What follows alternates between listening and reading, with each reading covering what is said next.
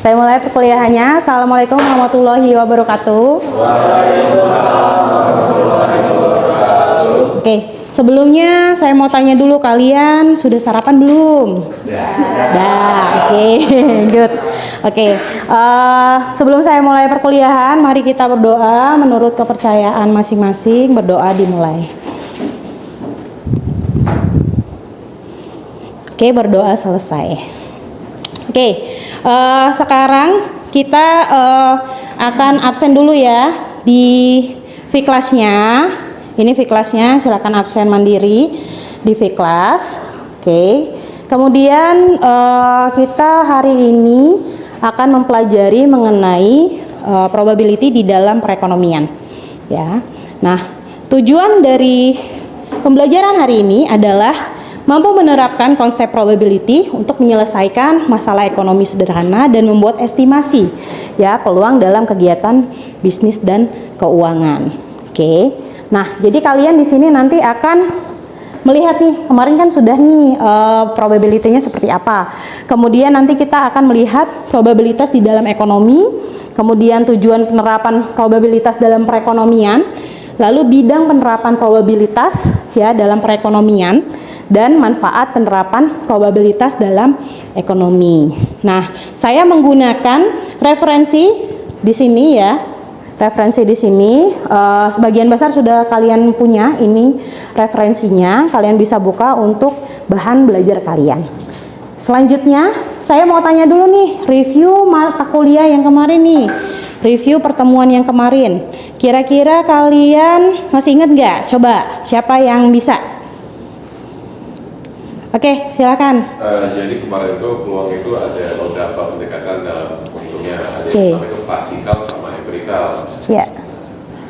Jadi kalau klasikal itu rumusnya tinggal misalkan kayak NA per N semestanya. Jadi peluangnya adalah misalkan kayak kita punya semestanya misalkan dadu kan 6, tapi kalau misalkan dadu 2 jadi 6 kuadrat kan, jadi 36 itu semestanya. Nah, kita cuma tanya berapa kemungkinan genap sih yang muncul. Hari kan genap itu ada berapa sih per dadunya itu yang muncul kan hari kan berapa genapnya per 36 itu. Itu kalau klasikal.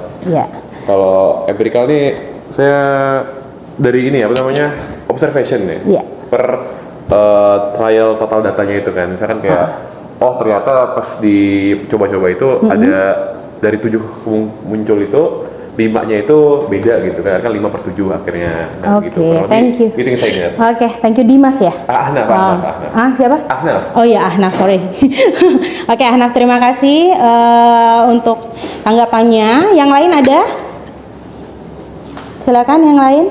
Mungkin kayak oh ya, boleh. Namanya siapa? Namaku Zahra. Oh ya, Zahra, oke. Mungkin kayak kemarin ada aturan-aturan probabilitas gitu ya, kayak kalau probabilitas itu always 0 sampai 1 oke. Oke, thank you Ahnaf dan Zahra. Oke, sekarang kita lanjutkan ya. Sekarang kita lanjutkan dengan melihat video. Ya, melihat video. Bentar.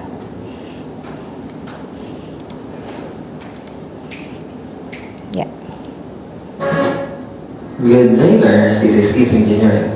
For today's topic, we're going to learn about probability. Usually, in mathematics, we deal with things that always happen in the same way and always certain. Like if we add 1 plus 1, we always get 2. Or if we multiply 5 times 2, we always get an answer of 10. There is no uncertainty at all. In the real world, many things can't be predicted with total certainty. For example, if you roll a dice, you are not sure what number will you get, or if you toss a coin, you cannot predict if you get heads or tails. But we still know a few things about it, like the dice. We all know that we can only get a number from 1 to 6 if we roll it. And if we toss a coin, we know that heads is just likely to show up as tails. All of these examples are example of Ini probability. kemarin yang dicontohkan Ahnaf ya, Probability pakai is koin simply ya. how likely an event is going to happen. Like tossing a coin, we know that there are only two sides of the coin, which is the heads and tails. This means that if we toss it a lot of times, we could expect that about half the flips will be head and half the flips will be tails. That means that the probability of coin landing heads is 1/2 and the probability of coin landing tails is also 1/2. Also, when we roll a single dice, there are 6 possible outcomes we can get. So this means that the probability of any one of them is 1/6. So in general, in order to know the probability of an event to happen, we just need to divide the number of ways it can happen by the total number of outcomes. Let's try to visualize it by using the probability line. Oke, di sini ada probability line, jadi bisa dibagi. Probability line is Ya. just like a number line. Seperti kata Najwa, that goes Najwa from tadi 0 to 1. 0 sampai dengan 1. Oke, nggak apa-apa ya, tunggu sebentar. Oke, kita lanjut lagi. Probability of 0 means that the event is impossible to happen, and a probability of 1 means that the event is certain to happen. Jadi kalau 0 dia And the impossible probability of 1 ya, dan means kalau that 1 itu there pasti is a terjadi ya. given chance that the event Nah, will kalau happen setengah or berarti not. mungkin. The probability less than 1/2 means that event is unlikely to happen, and the probability greater than 1/2 means that event is more likely to happen. Ya, ini dibagi 5, berarti kejadiannya ada 5. Beda kalau misalnya dia pakai kubus ya, pakai apa dadu. Pakai dadu dia ada 6. And 1 Nanti is akan dijelaskan. 100%. In the case of tossing a coin, since there are 2 possibilities, then we have to divide the probability by 2. So 1 divided by Ya. 2 is 1/2 or 50%. Ya, kalau misalnya koin hanya 50-50 chance-nya. there is an even Ya. chance that the event will happen. Ya. In the case of rolling a dice, Nah, there ya. are 6 possibilities. So 1 divided by 6 is 1/6, which is equivalent to 16.7%. Nah, jadi dia tidak 25 tetapi 16,71 So this per means 6. that it is unlikely to get a certain number of instants, but it is just as likely as rolling in number. Now let's have some examples to further understand probability. Oke, For cukup. example, you have a random number. Ya.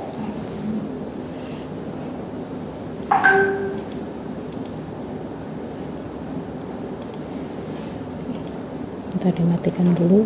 Nah, oke, kita lanjutkan ya. Nah, dari video tadi ada nggak yang mau menanggapi? Silakan. Apa sih yang kalian dapatkan dari si video tadi? Ayo. Nggak usah malu-malu, tunjuk tangannya. Apa saja? It's okay. Oke. Mungkin yang bisa aku dapetin tadi tuh kalau kan banyak hal di dunia ini yang emang kita bisa prediksi, tapi ada beberapa hal yang kita nggak bisa prediksi secara pasti gitu. Nah, probabilitas ini tujuannya tuh untuk ngeprediksi hal-hal yang kita belum tahu pastinya karena ada banyak kemungkinannya gitu. Nah, jadi yang saya dapetin itu probabilitas ini kita jadi bisa tahu hal-hal yang nggak bisa diperkirakan, yaitu dengan tahu peluangnya berapa gitu, dengan rumus yang sudah ditentukan tadi gitu. Dan juga dikasih tahu juga kalau di situ kalau misalnya 0 tuh nggak mungkin terjadi gitu ya. Iya. Nah, terus kalau 1 itu pasti gitu. Kalau artinya kalau probabilitas tuh yang di pertengahan gitu ya, Miss ya. Iya. Ya, itu yang aku bisa dapetin sih kalau si probabilitas ini, jadi kita bisa memperkirakan gitulah. Oke, thank you. Yang lain? Silakan, ada yang mau. Mungkin Anugrah mau menanggapi? Menurut saya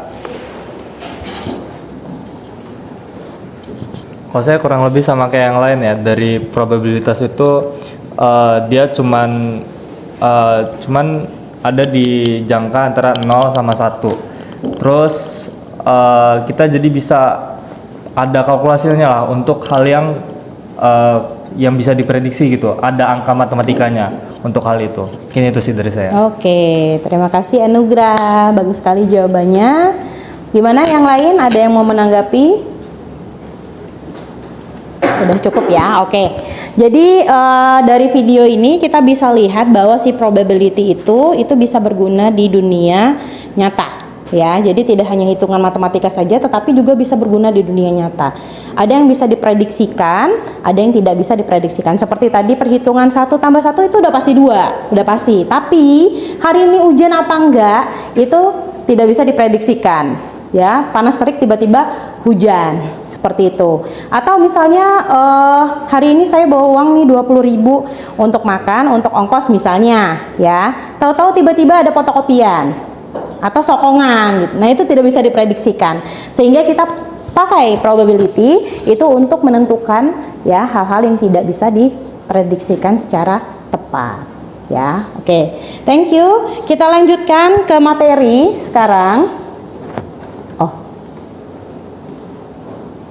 Ya, sekarang probabilitas di dalam ekonomi kita lihat ya. Sekarang probabilitas itu tujuannya untuk mengukur peluang terjadinya suatu peristiwa, ya, peluang untuk terjadinya suatu peristiwa dalam kondisi yang tidak pasti. Tadi kalian sudah mendefinisikan dari videonya ya. Kemudian dalam ekonomi yang dinamis ini ya, berarti dia tidak statis, diam aja gitu. Dinamis itu berarti berubah-ubah gitu ya, apalagi di dunia yang volatility-nya luar biasa ya. Kemudian keputusan bisnis ini sering dihadapkan pada ketidakpastian. Ya, keputusan investasi, terus ada lagi nilai tukar, ada juga persaingan pasar gitu. Jadi itu dihadapi dengan ketidakpastian. Siapa saja sih yang menggunakan probabilitas ini di dalam ekonomi? Itu ada perusahaan, kemudian investor dan pemerintah. Jadi pemerintah juga pakai. Ya, pemerintah juga pakai. Jadi si perusahaan ini apa yang digunakan dari probability? Yaitu adalah memperkirakan peluang. Ya, peluang rugi akibat inflasi. Itu bisa dilihat. Ya, probabilitasnya berapa. Selanjutnya ada lagi dari investor, memperhitungkan peluang nilai saham naik atau turun.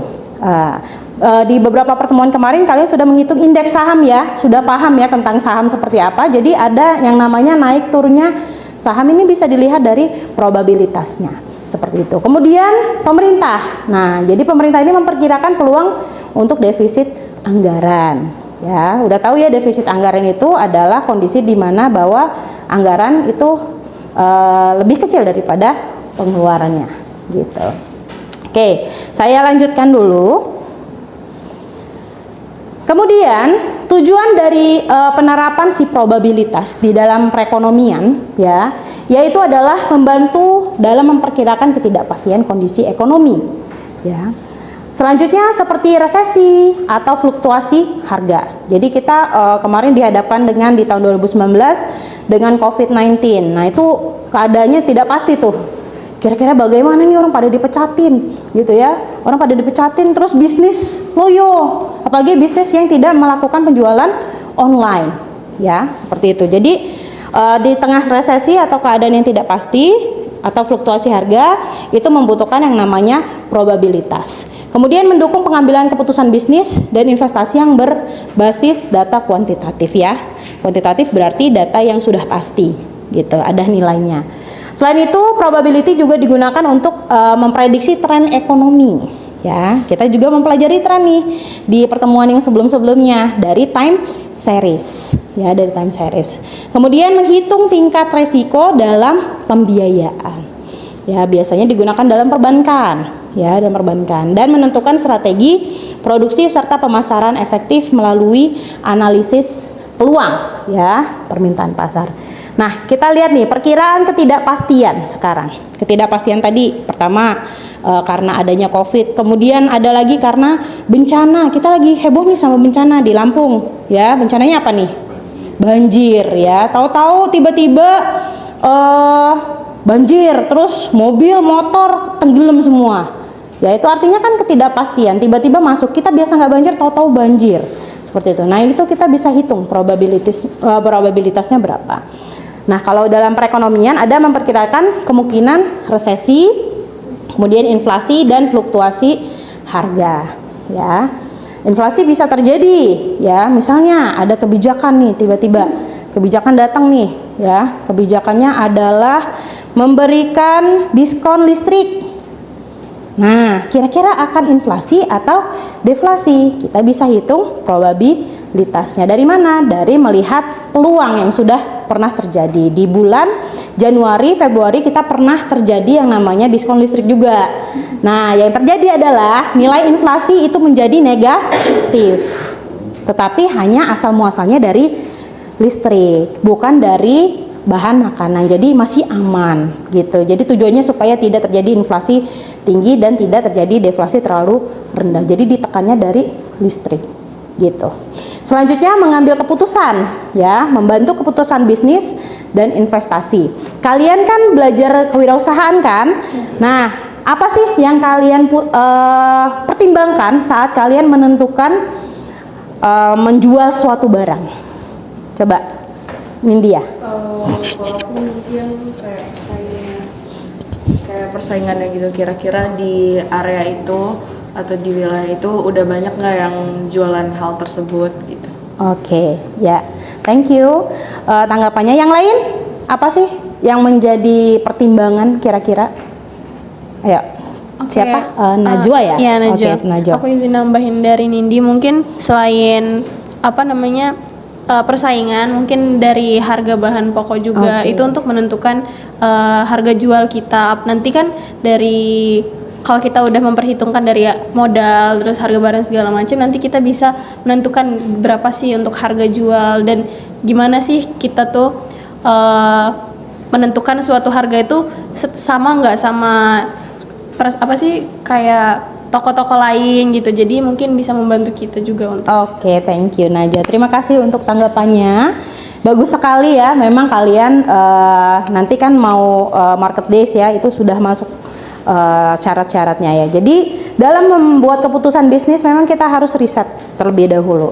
Nah, kemudian saat riset itu terjadi kita mengambil keputusan. Dilihat dari mana? Dari tadi Nindya bilang ada pesaingnya nggak sih, seperti itu. Misalnya pesaingannya masih dikit, berarti probability-nya besar nih kita untuk dagang barang ini, ya, seperti itu. Kemudian kalau misalnya dari Najwa itu dari harga, berarti kalau misalnya harganya 15.000 banyak, kita bisa jual nih harganya sekitar 13,5 atau 14.000 supaya mereka bisa datang ke kita. Jadi diambil probability-nya ya untuk mengambil keputusan bisnis seperti itu. Oke, selanjutnya untuk memprediksi tren ya, menyusun prediksi harga komoditas, kurs atau suku bunga ya. Jadi kalau misalnya tren ini berarti kita lihat yang sebelumnya jauh seperti itu ya, yang sebelumnya jauh ya. Jadi data time series itu dibutuhkan untuk menentukan prediksi tren ini ya. Kemudian perhitungan resiko ya, menghitung tingkat resiko dalam pembiayaan dan investasi. Nanti saya akan contohkan dalam bentuk angka bagaimana sih perbankan itu menentukan ya seseorang itu atau nasabah itu bisa membayar atau tidak gitu. Selanjutnya adalah strategi efektif, yaitu menentukan strategi produk dan pemasaran yang efektif. Jadi saluran pemasaran kita kan sudah tahu ya, kalau misalnya dalam bisnis itu ada yang namanya saluran pemasaran. Kita tidak bisa menggunakan, sekarang semua orang udah menggunakan yang namanya media sosial ya, menggunakan jasa-jasa sosial selebgram ya, seperti selebgram seperti itu. Jadi strategi efektif untuk memproduksi atau pemasaran yang efektif. Oke, sejauh ini ada yang mau bertanya? Masih cukup jelas ya? Oke, kita lanjutkan. Nah, bidang-bidang penerapan probabilitas dalam perekonomian ya diterapkan di bidang ekonomi untuk mengelola resiko dan mengoptimalkan keputusan ya. Kemudian dari manajemen resiko hingga logistik, probabilitas itu memberikan wawasan penting untuk menghadapi ketidakpastian pasar. Nah, jadi ada bidang-bidangnya nih, bidang-bidang yang dipakai dalam pertama manajemen resiko ya. Diri kalian sendiri nih, misalnya kalian lihat di luar udah mendung, ya, udah mendung nih. Kira-kira manajemen resiko kalian gimana? Coba yang di belakang, yang kacamata. Nggak apa-apa, nggak usah kejauhan, ya. Iya. Ya, silakan. Kalau misalnya di gedung itu udah mendung, mungkin probabilitasnya kita diam atau pergi secepatnya untuk menghindari hujan tersebut. Oke, thank you. Terima kasih untuk tanggapannya. Coba Alfarisi ya. Oke, silakan. Kalau misal dari rumah kita udah mendung, itu kita bisa siapin kayak prevent buat hal tersebut terjadi. Jadi kita mungkin bisa siapin payung kalau misalnya mau keluar, atau mungkin kayak kita udah siap-siap dari awal, kita gunain mobil, jangan gunain motor. Oke, terima kasih untuk tanggapannya. Jadi benar ya kata teman-temannya, ada diem aja dulu ya kalau memang nggak buru-buru ke kampus, atau kita bisa siap-siap nih bawa payung, atau kalau naik motor pakai jas hujan, atau bawa mobil kalau memang ada, seperti itu kan. Jadi untuk resiko diri kalian sendiri itu kita bisa lihat. Nah, ini adalah manajemen risiko dari perusahaan ya. Biasanya perusahaan kredit. Jadi contohnya adalah peluang gagal bayar kredit dan peluang kerugian dari investasi. Jadi kita invest nih, misalnya kita invest mau beli saham ya, mau beli saham. Saham apa nih yang mau dibeli? Misalnya Unilever misalnya ya. Unilever lagi begitu gitu. Jadi probability-nya untuk return yang bagus itu kecil. Jadi jangan ambil yang itu. Yang lain ya, apa nih yang lagi meningkat, kita bisa lihat trennya ya. Trennya itu bisa dilihat seperti itu. Manfaatnya adalah mengelola risiko keuangan dan menentukan batas aman investasi. Kemudian selanjutnya perencanaan produksi ya. Nah, yang besok mau market day nih, kira-kira mau bawa berapa barang? Kira-kira siapa yang mau market days? Ini udah ya, silakan mbaknya. Mau jualan apa besok? Besok jualan gerukis. Oke. Kita buat satu loyang aja, Mm-mm. potong-potong jadi 16 pieces kita Oke, jualannya. 16 pieces. Oke, jadi untuk melihat itu, dilihat nggak kira-kira bakal pelanggannya itu berapa orang gitu? Atau kita pakai sistem pre-order? Ada nggak seperti itu? Ada, kita udah buka sistem pre-order, jadi buat orang-orang yang mau beli buat keep buat besok juga udah bisa. Oh, seperti itu. Oke, good ya. Terima kasih tanggapannya. Jadi gini ya, perencanaan produksi ya bagus kalau misalnya sudah ada sistem pre-order. Jadi kita buat nih kira-kira berapa yang mau dibeli, udah pasti dibeli besok berapa.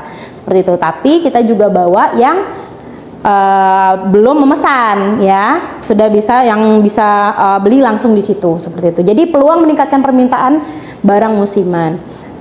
Contohnya, kemudian manfaatnya adalah mencegah kelebihan atau kekurangan stok. Nah itu ya, jangan nyampe kekurangan stok juga. Kalau kelebihan kan rugi ya, kekurangan stok juga rugi karena ada pendapatan yang harusnya kamu dapatkan tapi kamu nggak dapat.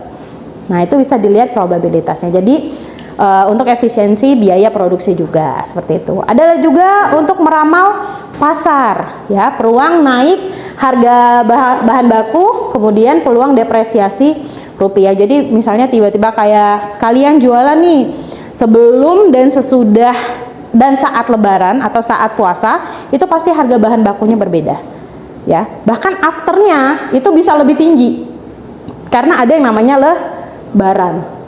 Benar nggak?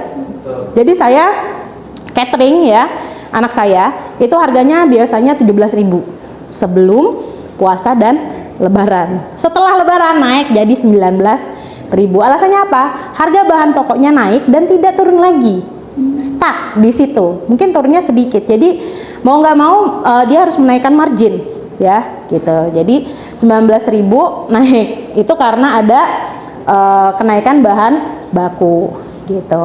Selanjutnya untuk manfaatnya adalah menyusun strategi ya, menyusun strategi harga dan pembelian bahan bakunya seperti apa. Apa bisa stok dulu sebelum lebaran, udah tahu nih tahun lalu naik nih, berarti kita stok aja nih, sekali beli gula misalnya satu karung itu 60 kilo misalnya gitu. Jadi harganya bisa stabil gitu ya, nyampe nanti lama-kelamaan stabil. Kemudian untuk bidang investasi, jadi peluang proyek berhasil atau gagal. Jadi resiko pasar modalnya seperti apa?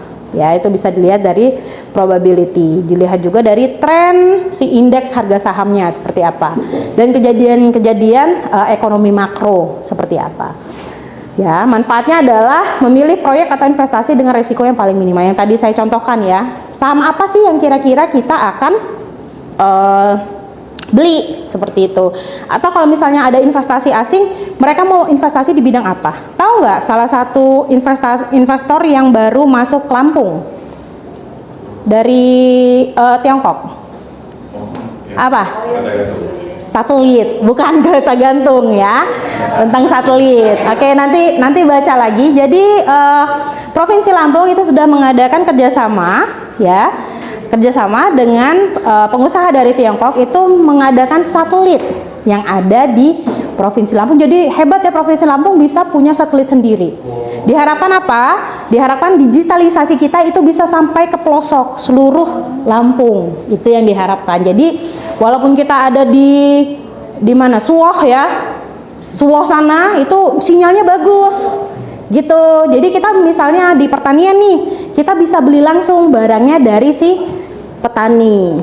Gitu ya. Itu tujuannya. Selanjutnya ada strategi pemasaran ya, peluang respon positif konsumen terhadap diskon atau iklan. Berarti kita kan sebelum mengeluarkan suatu barang kita tes dulu nih, enak nggak sih, apa sih yang kurang, seperti itu. Kira-kira maunya seperti apa ya dari si pelanggan gitu. Kita bisa lihat probability-nya. Kemudian menentukan promosi yang paling efektif untuk meningkatkan penjualan. Misalkan kita jual makanan untuk anak-anak, bayi misalnya, yang menjadi target kita siapa? Ibu-ibu, benar ya, bagus sekali. Jadi yang menjadi target adalah ibu-ibu, bukan bayinya, karena bayi nggak ngerti, megang handphone aja dimarahin ya sama mamahnya, gitu. Jadi pastinya ibu-ibu. Jadi ibu-ibu itu sambil scroll ya, sambil scroll handphone, media sosial itu biasanya diselipkan iklan-iklan, misalnya biskuit bayi sehat, misalnya seperti itu ya. Itu jadi strategi pemasarannya seperti apa. Kemudian logistik dan distribusi ya, peluang keterlambatan pengiriman akibat cuaca buruk. Jadi bisa dilihat nih, kalau misalnya lebaran kita mesen nih, biasanya kalau lebaran itu malah intensitas kita belanja tuh malah lebih tinggi ya kan, ditungguin gitu, nggak nyampe-nyampe pas hari lebaran, pas diantar, kasihan ya sama mamas yang nganterin. Kadang kan pas lebaran juga masih nganter, masih paket gitu ya, karena memang mengejar target mereka ya. Jadi probability itu bisa dilihat, peluang keterlambatan pengiriman akibat cuaca buruk ataupun ada event-event tertentu yang bikin paket kita atau distribusinya itu terganggu, seperti itu ya. Manfaatnya apa? Merancang jadwal alternatif atau rute pengiriman cadangan. Misalnya biasanya pakai kapal laut nih, kapal laut mandek nih ya karena macet gara-gara pemudik, itu bisa pakai pesawat seperti itu ya, gitu. Oke, sejauh ini ada yang mau ditanyakan nggak? Oke, masih aman ya. Sekarang kita masuk ke dalam contoh kasus. Oke, contoh kasus yang pertama, sebuah perusahaan ekspor memperkirakan peluang nilai tukar rupiah melemah sebesar 0,6. Ini peluangnya udah tahu ya. Dan peluang harga komoditas turun itu sebesar 0,3. Jika keduanya peristiwa ini saling bebas, independen berarti ya, peluang keduanya terjadi bersamaan adalah 0,18. Ini bagaimana cara melihatnya? P, kejadian A, dia bersamaan atau beririsan? Begini atau begini? Gimana? Beririsan ya, bener ya. Jadi dia beririsan, makanya dia dikalikan ya. Ingat rumus yang kemarin, A beririsan dengan B, mereka terjadi bersamaan tetapi saling bebas. Jadi 0,18. Cara mencarinya P A dikalikan dengan B. Jadi 0,6 dikali 0,3 sama dengan 0,18 atau 18%. Kenapa 18%? Kita kalikan 100. Tadi di video sudah dijelaskan ya, bahwa ada yang namanya probability line 0 until 1. Jadi 18%. Peluang 18 ini cukup signifikan menunjukkan perlunya tindakan antisipatif ya. Perusahaan harus mempertimbangkan untuk membuat kontrak hedging nilai tukar guna melindungi nilai fluktuasi mata uang. Kemudian, menyusun strategi diversifikasi produk ekspor dapat mengurangi ketergantungan pada satu jenis komoditas sehingga meminimalkan risiko kerugian.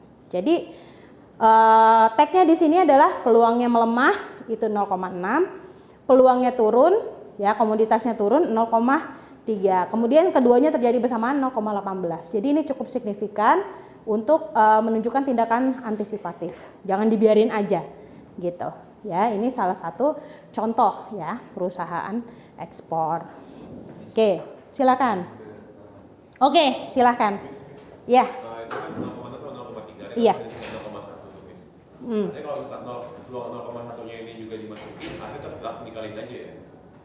Apanya yang 0,1? Kan itu kan 0,6 sama 0,3. Ini kan masih ada peluang 0,1 kan yang enggak. Gitu. Oh iya. Nah, artinya kalau misalkan Jadi dia nggak nyampe 1 memang. Jadi masing-masing sendiri-sendiri. Jadi Iya. Jika itu emang nggak nyampe 1. Enggak. Nggak nyampe 1. Jadi ini bukan dijumlahkan. Jadi sendiri-sendiri kan dia saling bebas. Jadi tidak dijumlahkan kemudian jadi 1. Tidak. Jadi kejadian yang berbeda, dia saling bebas. Oke, ada lagi yang mau ditanyakan? Silakan. Kalau ada yang mau ditanya, cukup jelas. Oke, kita lanjut ya. Untuk contoh kasus resiko kredit bank. Ya, jadi dalam sebuah bank dengan 10.000 nasabah menghadapi 800 gagal bayar, ini berarti peluang gagal bayarnya adalah 0,8. Bagaimana cara mendapatkannya? Ya, jadi probability gagal bayar yaitu 800 gagal bayarnya dibagi dengan 10.000 nasabahnya semuanya. Ya, jadi probability-nya 0,08. Ya, dibagi. Jadi dia probability-nya ini pakai rumus yang biasa ya. Kejadiannya 800 dibagi dengan semestanya 800 dibagi dengan semestanya 10.000 sama dengan 0,08. Jadi untuk mengatasi resiko ini bank dapat mengambil beberapa langkah. Yang pertama, memperketat syarat kredit untuk calon nasabah baru. Dicek itu BI checkingnya Kolima apa enggak, di pinjolnya itu ada apa enggak ya, seperti itu. Jadi kalau misalnya sekarang ini syaratnya itu tidak hanya BI checking aja, tapi ditanya nih Shopee pay letternya ada enggak, tinggal berapa, seperti itu ditanya, atau ada dari aplikasi lain enggak, seperti itu. Karena kadang miss-nya dari situ ya. Bahkan kalau misalnya untuk perkreditan mobil saja udah Kolima itu masih bisa ya, permainan dari si leasing misalnya, seperti itu. Yang penting masuk gitu kan. Itu terkadang seperti itu ya. Tapi ada juga yang bisa, maka harus diperketat dari syarat kreditnya untuk si calon nasabah baru. Kemudian kedua, meningkatkan jaminan kredit yang diperlukan. Ya, jaminannya apa nih? Misalnya kredit nih, kita mau kredit 100 juta ya. Kredit 100 juta terus jaminannya apa? Seperti itu. Bisa tanah yang harganya di atas 100 juta atau BPKB yang nilainya di atas 100 juta. Jadi kalau misalnya ada gagal bayar itu bisa digantikan dengan si jaminan. Selanjutnya ketiga, menyediakan dana cadangan yang cukup untuk menutupi potensi kerugian akibat kredit macet ya. Jadi di sini total nasabahnya ya 10.000, kemudian gagal bayarnya 800, resiko kreditnya adalah 8% gitu. Jadi memang harus ada preventif caranya. Oke, ada yang mau ditanyakan dulu? Silakan kalau ada yang mau ditanyakan sebelum kita masuk ke latihan soal. Oke, kita masuk ke latihan soal. Saya berikan waktu 5 menit untuk kalian untuk mengerjakan ya. 3 menit saja ini cukup ya. Nanti saya akan pilih 2 dari kalian untuk mengerjakan di depan. Oke, saya hitung dari sekarang, silakan mengerjakan terlebih dahulu.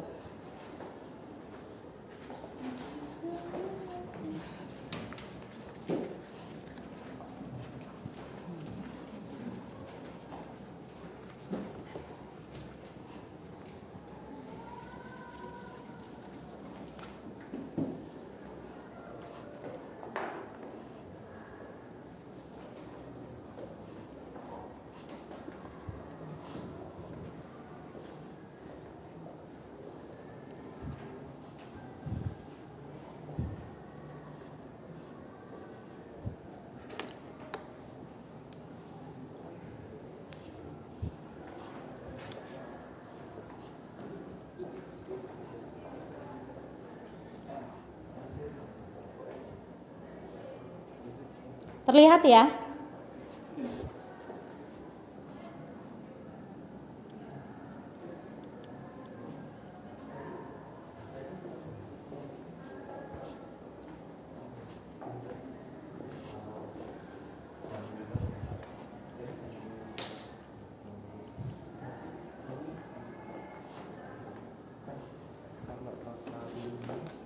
Any problem?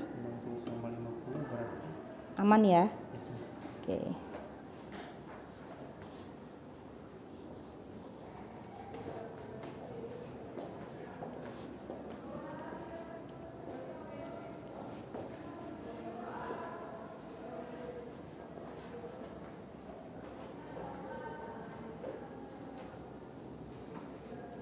Masih ada 1,5 menit lagi.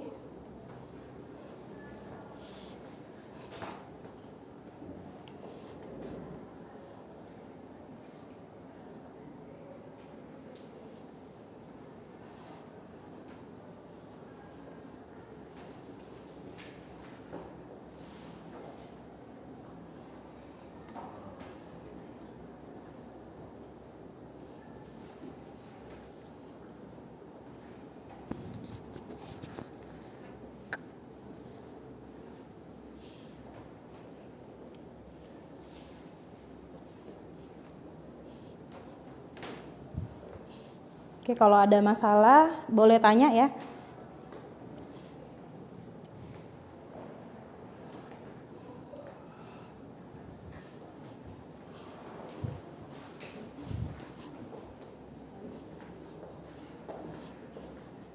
Oke, waktunya sudah habis. Sekarang kita akan menggunakan wheels of name ya untuk memilih salah satu dari dua dari kalian yang akan mengerjakan di depan kelas. Atau sebelumnya ada yang mau mengajukan diri? Nomor 2. Oke, berarti 1 ya. Kita pakai probability nih, udah hilang 1 nih. Berarti siapa nih? Ahnaf udah hilang ya. Tidak ada lagi Ahnaf. Oke, sekarang kita mulai.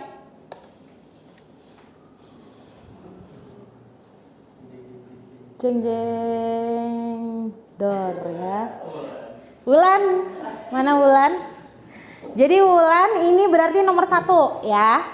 Tadi Ahnaf yang nomor 2. Boleh langsung dikerjakan bersama-sama. Silakan.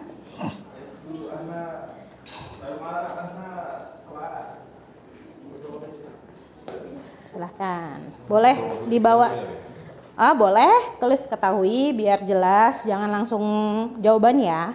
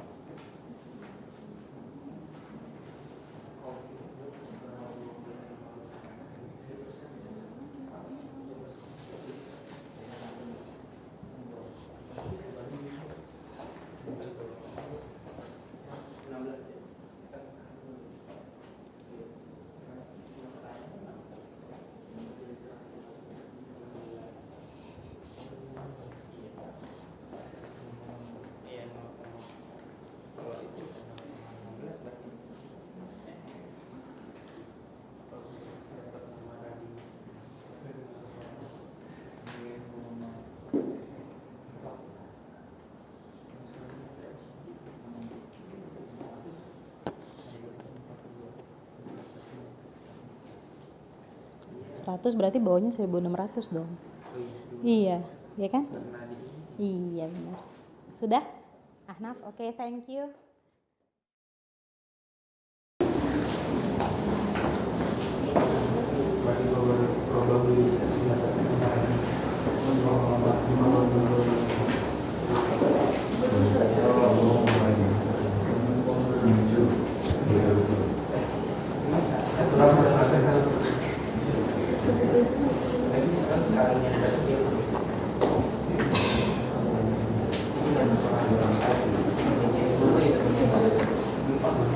Oke, thank you Wulan. Untuk yang aktif saya berikan nilai ya, nilai keaktifan, jangan lupa. Oke, Bentar, saya besarkan dulu. Oke. Oke, kita lihat sekarang jawabannya yang nomor 1 ya. Nomor 1 yaitu sebuah toko sembako mencatat peluang pelanggan membeli minyak goreng adalah 0,6 dan peluang membeli beras adalah 0,5. Jika peluang pelanggan membeli kedua barang tersebut sekaligus adalah 0,3, berapakah peluang pelanggan membeli salah satu atau kedua barang tersebut? Kita pakai ini ya rumusnya. Oke. Jadi P A gabungan B sama dengan PA ditambah PB dikurang dengan P irisan B. Siapa sih yang menjadi PA? PA berarti minyak goreng.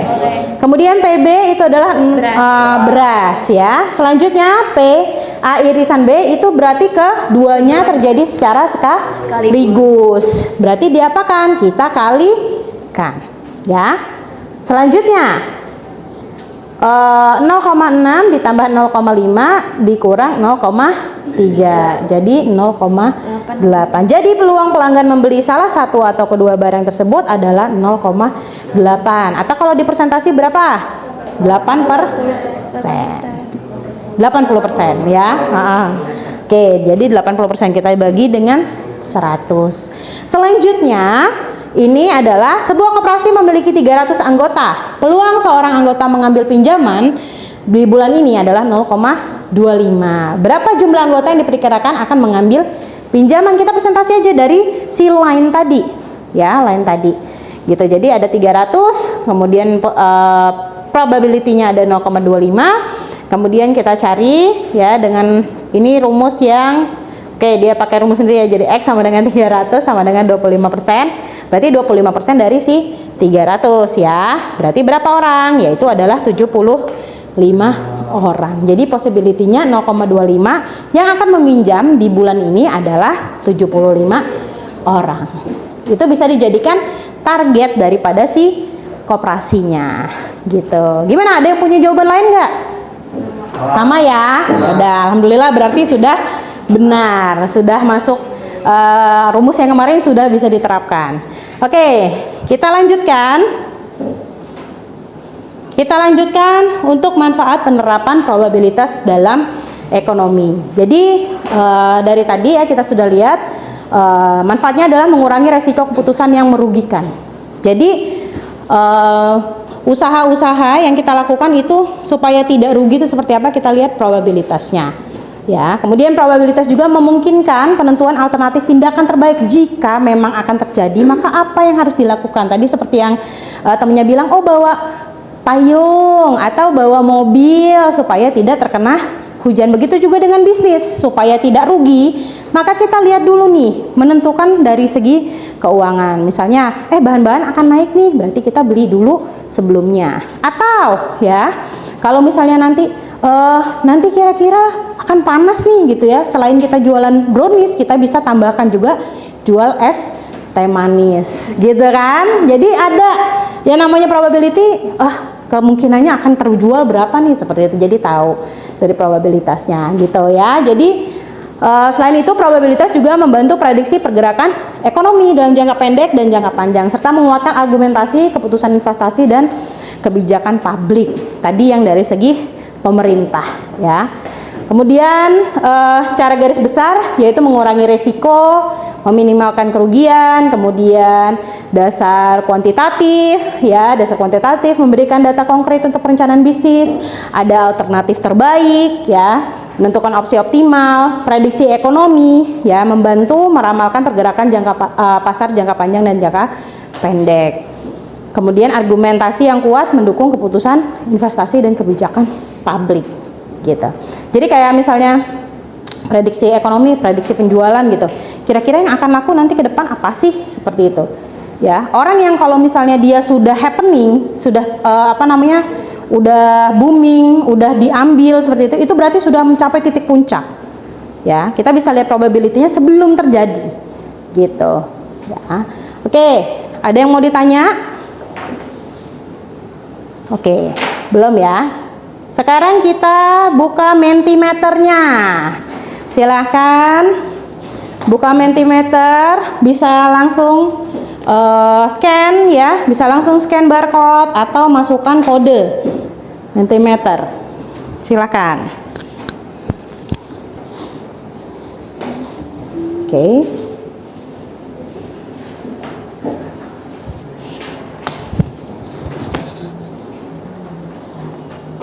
Sudah masuk semua? Oh, belum. Oke, bentar. Kalau sudah masuk semua, nanti saya start. Saya dapat sudah?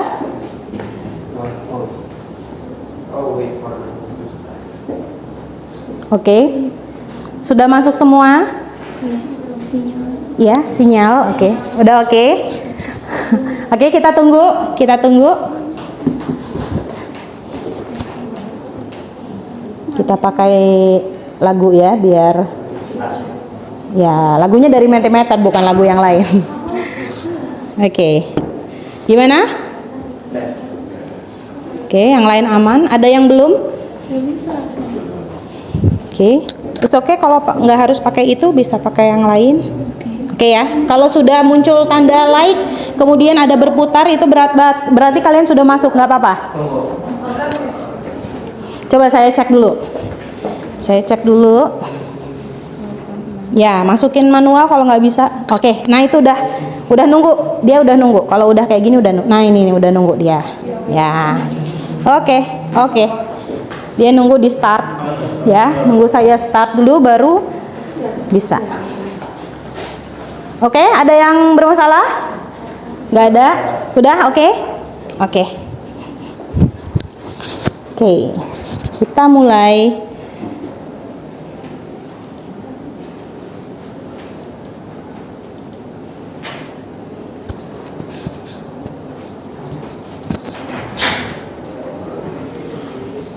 Kok nggak ada musiknya?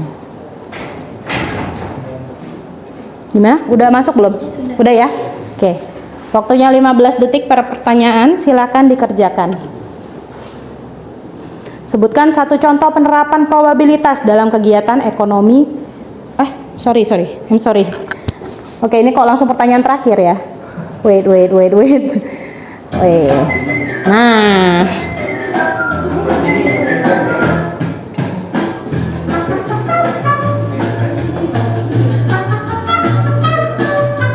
Oke.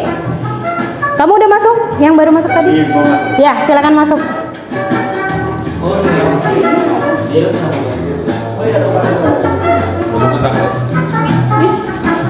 Ya? Ya udah bentar.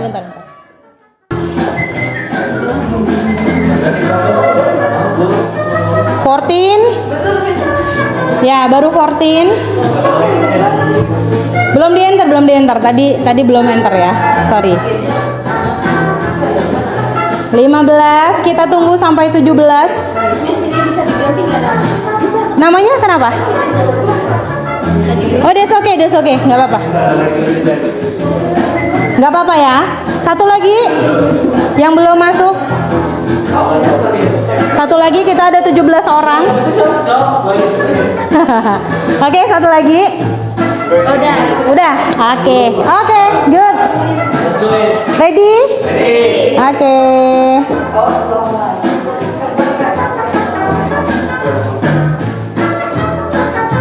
Ini baru pertanyaan, nanti baru jawaban. Nah. Oke, silakan dipilih jawabannya.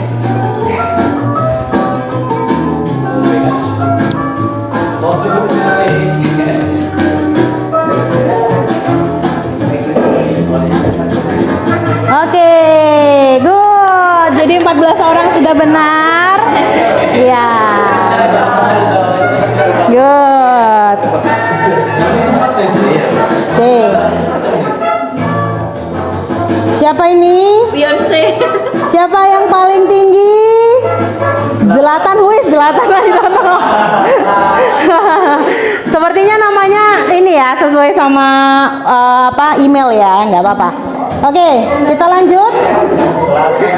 lanjut. Next, probability suatu kejadian pasti terjadi memiliki nilai peluang sebesar 0.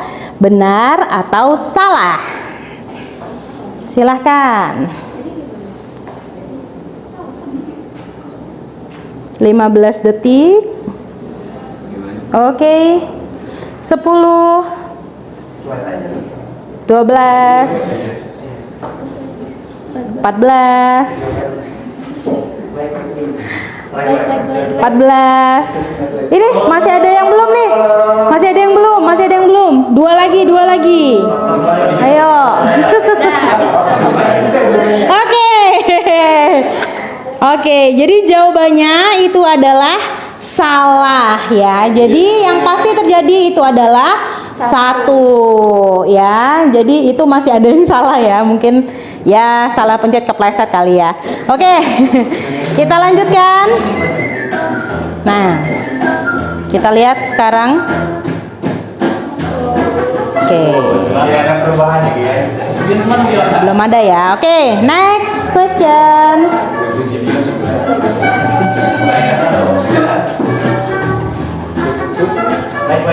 Oke, enter.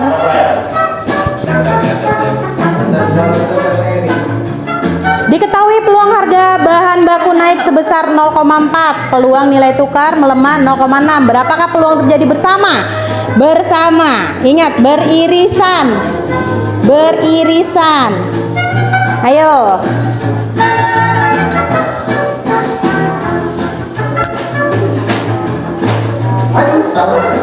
Oke.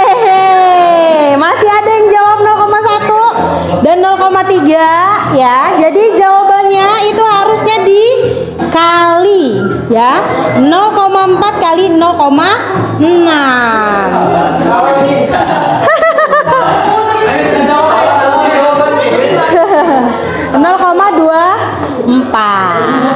Oke.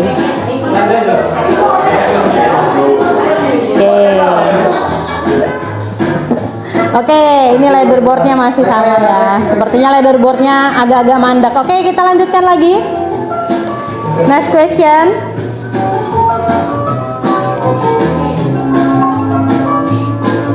Bank XYZ 5.000 nasabah, 300 antaranya menunggak. Berapa data status resiko? Nah, status resikonya, ayo. 5, 6 orang. Iya. Oke, berarti ini masih harus dilatih ya kecepatannya ya. Oke, jadi yang benar itu adalah resiko sedang. Dia dibagi 300 dibagi dengan 5.000 ya. Jadi dia di 0,6 atau 60%. That's okay. Oh, sepertinya ada peningkatan nih ya. Wah ya. Peningkatan luar biasa. Oke. Wih, Najwa. Wow. Jadi quiz leadernya berakhir di sini, tapi masih ada satu pertanyaan lagi. Habis ya. Harusnya masih ada satu pertanyaan lagi, yaitu kegunaan dari nah ini nih ya. Sendiri nih ya. Oke, nggak apa-apa.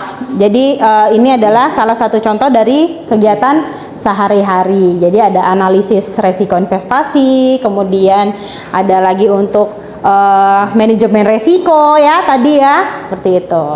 Oke, thank you. Kita sudah melakukan post test. Oke.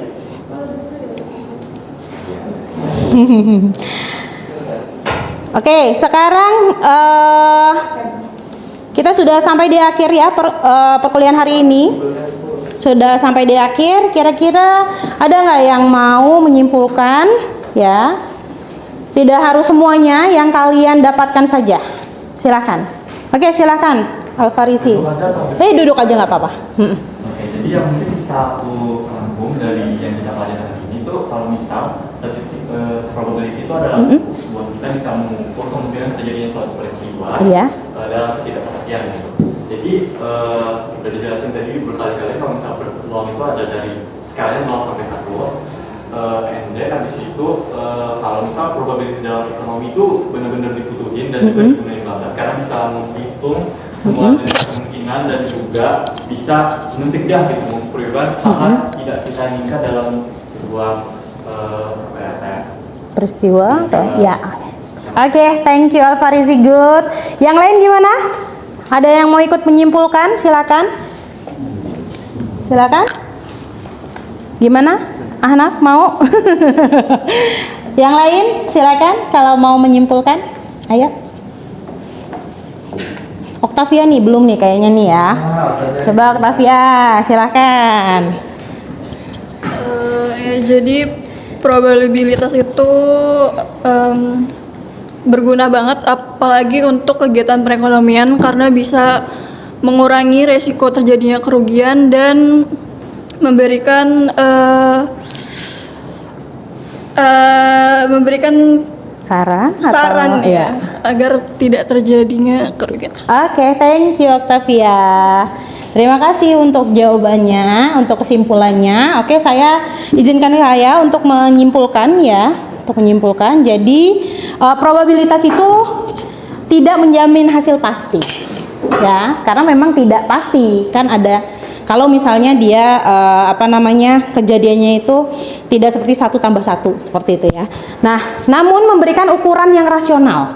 Kira-kira seperti itu. Si kira-kiranya ini bisa kita hitung gitu ya. Jadi seberapa besar kemungkinan peristiwa itu terjadi, memungkinkan pengambilan keputusan untuk mempersiapkan diri atas kemungkinan.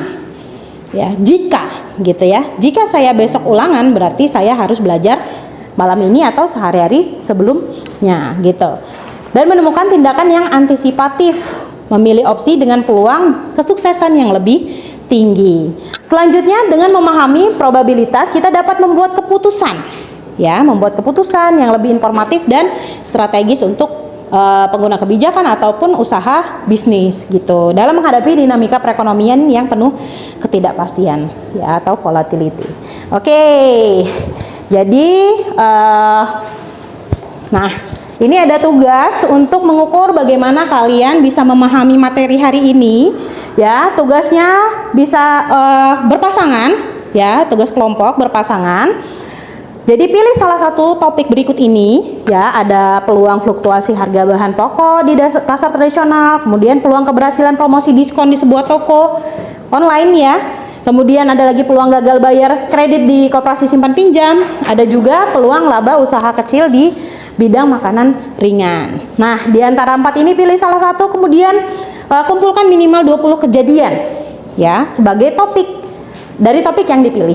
Dari internet boleh, dari berita boleh, atau kalian hanya sekedar simulasi saja, nggak apa-apa ya.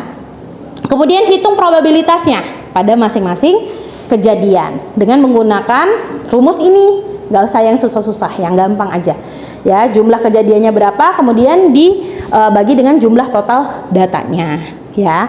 Selanjutnya menentukan probabilitas kejadian gabungan ya serta probabilitas komplemennya, buat kesimpulan ya, seperti itu.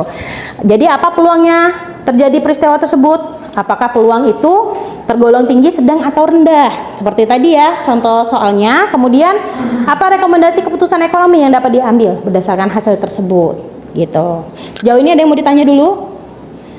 Saya lanjutkan untuk ini ya pengumpulannya ya. Oke. Jadi output yang dikumpulkan adalah hasil perhitungan peluang dalam bentuk tabel. Oke, dalam bentuk tabel. Proses perhitungannya harus jelas dan kesimpulan dan rekomendasi keputusan ekonominya harus ada. Itu yang pasti ada. Formatnya apa? PDF. Kemudian ada nama, nomor NPM dan judul tugasnya apa. Misalnya kita pilih yang A tadi, berarti judul tugasnya yang A. Kemudian maksimal 3 halaman, jangan banyak-banyak, ya. Nah, kriteria yang akan saya nilai di sini adalah ketepatan perhitungan peluangnya. Itu sebesar 40%. Kemudian kesesuaian data dan topik ya yang dipilih itu 25%, serta analisis kesimpulan dan rekomendasi 25%, dan kerapihan kelengkapan laporan. Berarti harus ada semua nih. Hitungannya harus ada, kemudian proses perhitungannya harus jelas, lalu kesimpulan dan rekomendasi keputusan ekonominya harus ada untuk memenuhi 100% dari kriteria penilaian. Oke. Dikumpulkan ya sebelum tanggal 9 Juni tahun 2025 jam 11.59 di Fiklas. Oke, saya sudah buatkan ruangannya untuk mengumpul ya, kalian bisa langsung mengumpulkan. Jika ada yang ingin ditanyakan mengenai tugas silahkan. Oke. Kalau misalnya sendiri Bu, karena misalnya jumlahnya ganjil, nggak apa-apa ya sendiri. Kalau in pair boleh, kalau mau sendiri boleh ya, nggak masalah. Oke. Atau Bu, saya punya topik lain nih yang kira-kira menarik menurut saya, boleh kalian bisa hubungi saya ya, PM saya by WhatsApp gitu. Oke. Oke, saya sudah sampai di akhir perkuliahan. Ya, jadi kalian bisa bertanya ya. Ada kalau mau bertanya masalah materi atau masalah tugas bisa bertanya langsung by WhatsApp atau by email boleh. Ya, saya selalu buka emailnya. Dan kalian bisa ambil bahannya tadi ya, mulai dari RPS, kemudian tugasnya, kemudian ada PowerPoint-nya itu ada di Vclass. Kita menggunakan Vclass. Oke, ada yang ingin ditanyakan lagi sebelum saya tutup perkuliahan? Cukup ya. Oke, terima kasih untuk kehadirannya, untuk partisipasinya hari ini. Saya akhiri perkuliahan. Semoga kalian sehat-sehat saja selalu sampai nanti ujian ya. Amin. Ya, saya ucapkan terima kasih. Wassalamualaikum warahmatullahi wabarakatuh.